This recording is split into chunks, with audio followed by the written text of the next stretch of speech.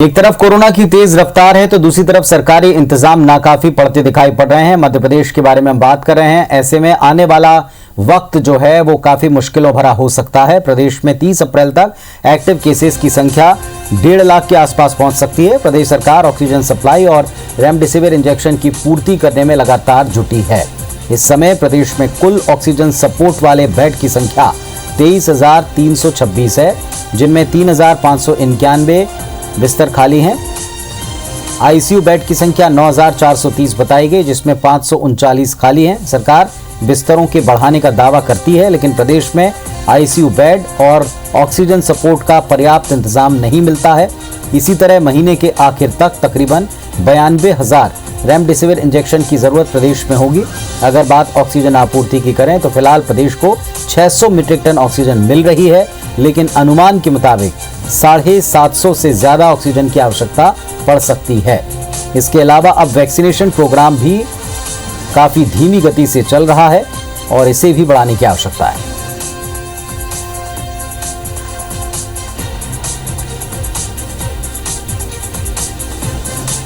और इस वक्त हमारे साथ में दो सहयोगी सीधे जुड़ रहे हैं, उनका रुख करते हैं। नीलम घुर्वे जुड़ गई भोपाल से और राजेश राज जुड़े हैं रायपुर से। राजेश, क्या स्थिति है प्रदेश में और आने वाले वक्त को लेकर क्या इंतजाम है?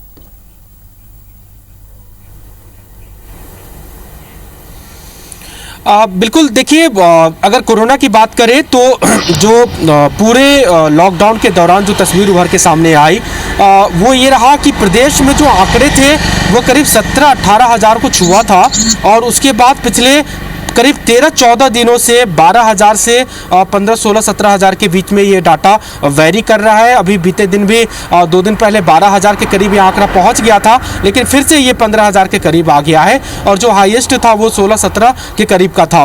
तो इसी के बीच में घूम रहा है ये आंकड़ा। तो ये एक परेशानी पैदा करने वाली बात है, क्योंकि ये आंकड़े कम होने चाहिए थे, क्योंकि लगभग छत्तीसगढ़ के सभी जिलों में लॉकडाउन हो चुके हैं। 14-15 दिन से ज़्यादा का समय बीत चुका है, लेकिन अगर आंकड़ों में कमी नहीं आ रही है तो थोड़ी सी परेशान होने वाली बात ज़रूर होगी। लेकिन एक दो फ्रंट है जहां पे राहत की तस्वीर दिखती है। दुर्ग और रायपुर जो सबसे शुरू में लॉकडाउन लगा था तो सबसे ज़्यादा भयावह स्थिति यहां पे थी, सबसे ज़्यादा मरीज यहां से आते थे। अपने रायपुर में देखा करीब 4,000 तक का भी जो आंकड़ा गया था वो अब घट करके 1200-1300 के करीब आ गया है। ये एक बहुत राहत देने वाली बात है। दुर्ग की भी स्थिति संभल रही है, लेकिन जो स्थिति खराब हो रही है वो प्रदेश के दूरस्थ छोटे छोटे जिलों में है। वहाँ पे केसेस ज़्यादा आ रहे हैं, तो जिसके चलते जो रायपुर, दुर्ग, बिलासपुर, राजनांदगांव इन जिलों में जो आंकड़े कम हुए उसका फ़ायदा राज्य के आंकड़ों में नहीं दिख रहा है, क्योंकि अब छोटे जिलों से आंकड़े ज़्यादा आना शुरू हो गए हैं। और परेशानी की बात यह भी है कि छोटे जिलों में हमारी स्वास्थ्य सुविधाएँ उतनी मजबूत नहीं है, हमारी जो व्यवस्थाएँ हैं टेस्टिंग की, इलाज की, वो भी उतनी मजबूत नहीं है। तो अगर वहाँ पे स्थिति बिगड़ी तो प्रदेश में थोड़ी सी और मुश्किल होगी, भयावह तस्वीरें भी आ सकती हैं और यही चिंता की बात है। इसलिए जो शासन है, प्रशासन के हैं, तमाम लोग तैयारी करने के साथ साथ में लोगों से भी अपील कर रहे हैं कि भले ही छोटे जिलों में आंकड़े कम हो, लेकिन अभी से सजगता बरतने की ज़रूरत है। वरना जो तस्वीर हमने दुर्ग में देखी, रायपुर में देखी, बलौदाबाजार में देखी, वो दूसरे जिलों में ना आए तो ही अच्छा है। इसलिए लोग सजग रहें, वैक्सीनेशन का ज़रूर अपने जो अधिकार है, जो सुविधाएं मिल रही हैं उसका इस्तेमाल करें और मास्क, सोशल डिस्टेंसिंग और सैनिटाइजर इसकी व्यवस्था और इसको अपनाने की ज़रूरत है। तो ये पूरे ओवरऑल प्रदेश में कोरोना की स्थिति है। कम होते आंकड़े नहीं दिख रहे, स्थिर आंकड़े हैं, लेकिन जिलों में, छोटे जिलों में आंकड़े बढ़ रहे हैं। अब बड़े जिलों में थोड़ी सी राहत की बात ज़रूर दिखती है जी। तो ये भी चिंताजनक स्थिति है कि अगर छोटे जिलों में इस पर नियंत्रण नहीं हुआ वक्त रहते, तो चूंकि अभी भी बताया जाता है कि पीक को लेकर के थोड़ा सा संशय है, तो आने वाले वक्त में क्या स्थिति बनती, इस पर नजर रखनी चाहिए। हमारे साथ में नीलम जुड़ी है भोपाल से। नीलम, क्या स्थिति मध्य प्रदेश की ऑक्सीजन को लेकर, बेड को लेकर, आईसीयू को लेकर लगातार प्रतिदिन कमियों की तस्वीरें अभी दिखती हैं?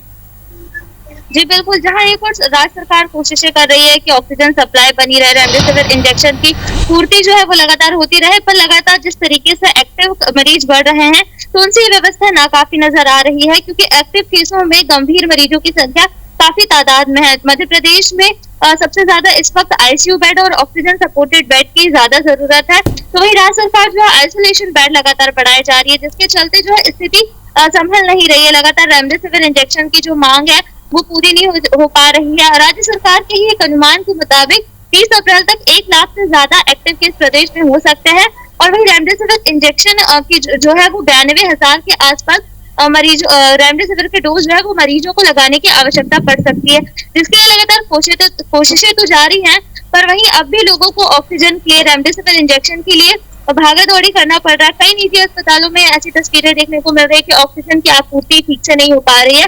हालांकि 600 मीट्रिक टन ऑक्सीजन अभी प्रदेश को मिल रही है, पर अगर हम 30 अप्रैल तक की बात करें तो 750 के आसपास ऑक्सीजन की जो है मांग हमारे यहाँ पे रहेगी और उसके मुताबिक जो है पूर्ति करना सरकार की अब भी एक चुनौती बना हुआ है। लगातार बेड बढ़ाए जा रहे हैं, पर वो ऑक्सीजन सपोर्टेड बेड या फिर आईसीयू बेड नहीं है, इसलिए मरीजों को परेशान होना पड़ रहा है।